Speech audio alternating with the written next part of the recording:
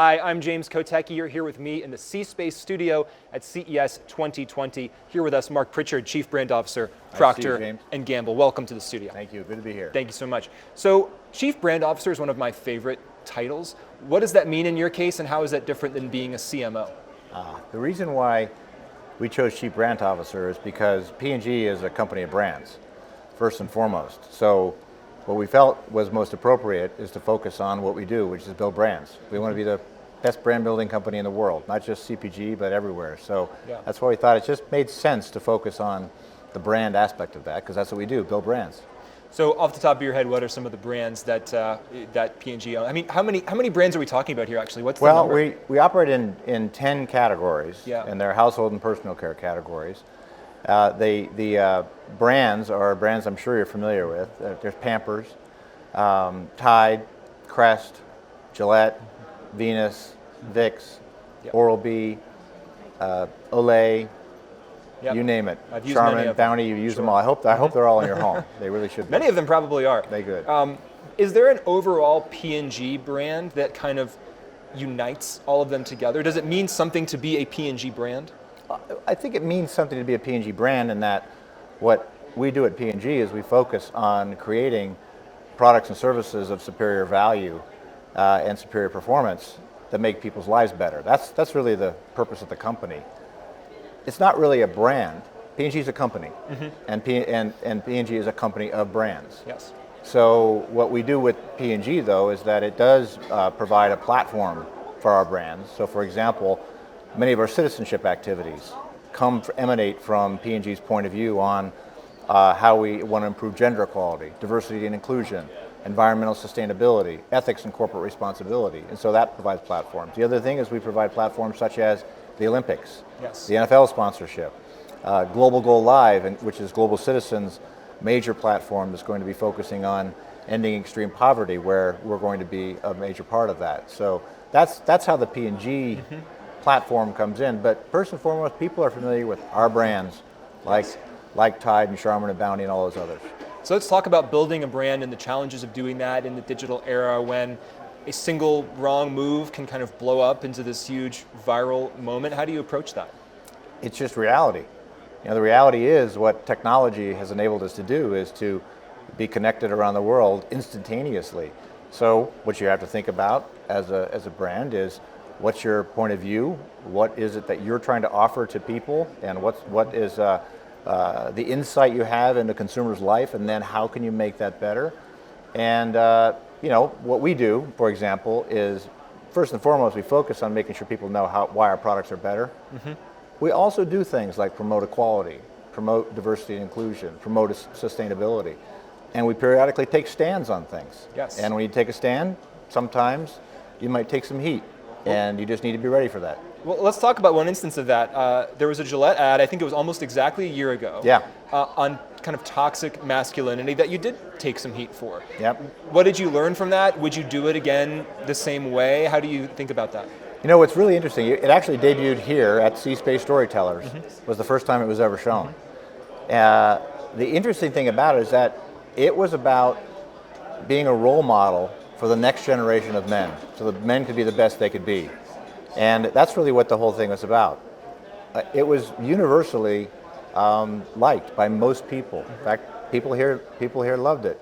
What it did happen, though, is that it was essentially hijacked through some editorial comments from just a few sources that then really shifted the narrative. And that shifted the narrative, then picked up by the press, became part of what it was about. The vast majority of people saw that, said, this is a great ad. Now, the good news is that the storm passed by. Then when people started taking a look at that, they started realizing this is a good message. And in fact, what has happened is that now we have, especially people under the age of 35, have woken up and they see Gillette in an entirely new light. And that business is growing now. So going back, you would do it again in the same way? I would do it again. We might do something a little differently. Okay. The thing about it that's interesting is that if we had done something differently, I'm not sure, it may not have happened the way it happened. I think it happened for a reason.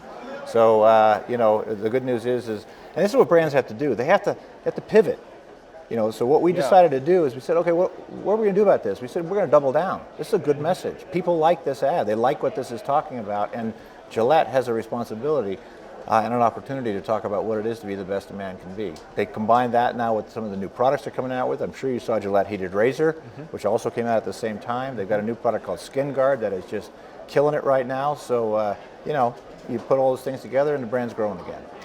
Anything that you're announcing this year at CES? Is there going to be another is there another Gillette ad equivalent being debuted here, or themes that you're looking at for 2020? Yeah, well, from an advertising standpoint, we're not debuting anything here this time, but what we are, you will see some new stuff that's going to come out for the Super Bowl.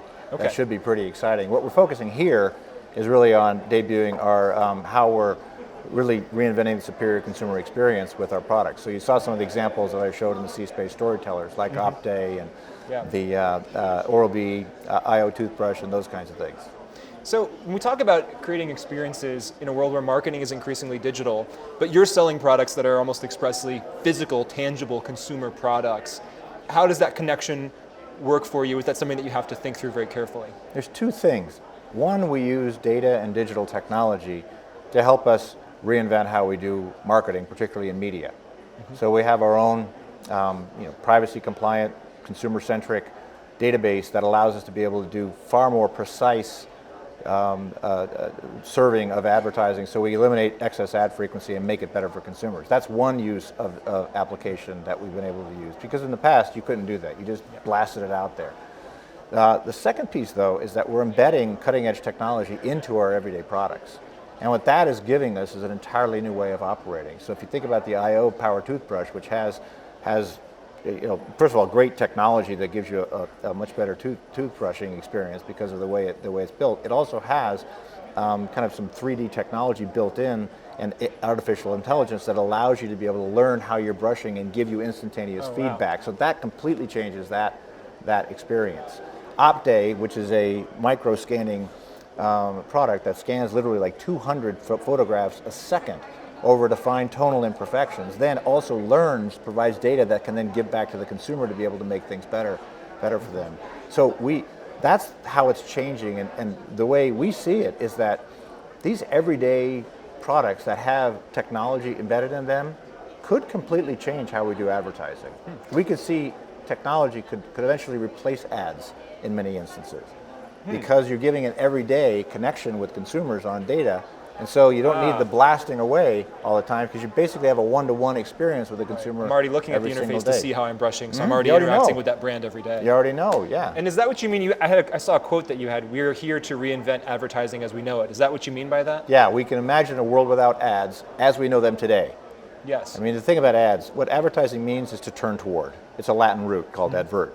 You're just getting people to turn toward your brand. Ads have over time been defined as 30-second TV ads. We see that there's still going to be ways that we're going to be getting people to turn towards our products, but we can do it now in different ways with how we're operating. We're talking to Marc Pritchard, Chief Brand Officer, Procter & Gamble. If you change advertising in that way, are there going to be some people here at C-Space who are in the media side of the business who get nervous saying, look, I need P&G 30-second spots to support all the content that I'm creating? There's still going to be 30-second spots. I really believe that. We still have a very huge portion of our business in TV, in broadcast TV. We still have our a lot of our advertising in radio now, and so what's old is new again. Yeah. Because radio has reinvented itself. So there's still there also is going to be more over the top. What I think will happen is, while there'll still be 30-second ads, you saw what I showed at the Storytellers. I showed a 30-second infomercial because people still want to know how products are used. That still works. What's going to happen, though, is we're going to see more and more advertising that's going to be organically integrated into programming, or really clever ways in which brands can come together. Like what Tide did with Sunday Night Football. They actually integrated their 6 weeks worth of advertising into the Sunday Night Football, where it looked like it was NBC doing it, and it was actually NBC and Tide doing it. As we close out here, what is something that you're really excited about for 2020? Wow, I'm excited about so many things in 2020, because I think that we're on the cusp of a really big exponential level of disruption that's going to happen in both innovation and creativity and brand building. And what I'm excited about is continuing to lead what we call constructive disruption. Disrupt in a way that builds the market, that builds value and creates value, and using technology and these new ways of creativity by merging the ad world with multiple worlds and putting technology into our products. That is some really, really interesting innovation that I think is going to really bode well for the market, most important for the consumers we serve. So we had creative destruction, and now here comes constructive disruption. Constructive disruption, exactly. Very good. Right. You bet. Marc Pritchard, Chief Brand Officer of Procter & Gamble. Thank you, sir. Thanks so much Great. for being here. You Thank bet. you. Thank you. And thank you for watching. This is the C-Space Studio. I'm your host, James Kotecki, here at CES 2020. Stay tuned because more great conversations are just ahead.